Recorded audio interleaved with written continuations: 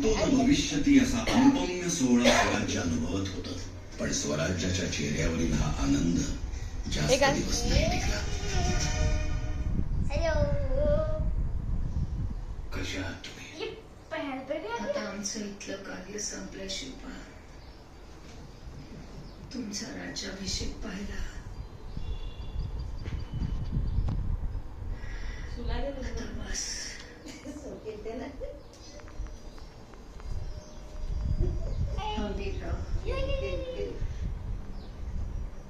माझ्या शिवबाशी एकनिष्ठ राहा. आणि तुम्ही सर्वांनी मिळून या स्वराज्याचं रामराज्य करा. कैमरामैन को हाथ लगा रहे हैं. कैमरामैन को अलग नहीं हाथ लगाना. उधर नहीं चलना. तो उधर नहीं चलना. माझ्या शिवबाशी एकनिष्ठ राहा असं सांगून ही माऊली अनंतात विलीन झाली. आणि दुसऱ्याच दिवशी स्वराज्याचं रामराज्य करण्यासाठी सरसेनापतींनी पेडगाव लुटायची अनोखी मोहीम महाराजांच्या समोर मांडली. स्वराज्याचं रामराज्य करायचं असेल तर मी म्हणतो त्या पद्धतीनेच लक्ष्मी प्रसन्न करावी लागेल. अशी पेडगाव लुटून अहो लूट कसली मोरोपंत.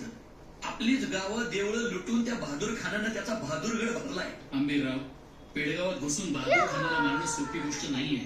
का? औरंगजेबाचा दुधभाऊ आहे तो. आणि म्हणून तर दिल्लीवरून खास राज्याभिषेक रोखण्यासाठी त्याला पाठवला. मग रोखला का? त्याच्या नाकावर टिच्चून आपण सध्याने केलाच की राज्याभिषेक.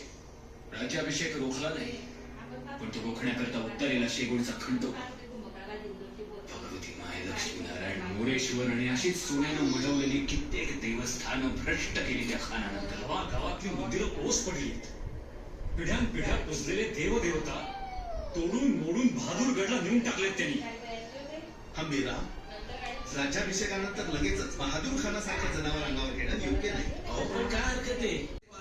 रायगडाच्या पायथ्यापर्यंत जर लढाई झाली तर पाठवतील ना. म्हणजे बहादूर होता वेळ नवर आहे. अरे मैं इंट्रो करना तो भूल ही गया. विषय करायचा की तो गुडघे छोड़ो कोई नहीं, बाद में कर लूंगा. नेमकं काय आहे काय तुमच्या मनात आंबेराव? बोला हंबीराव, निसंकोच बोला.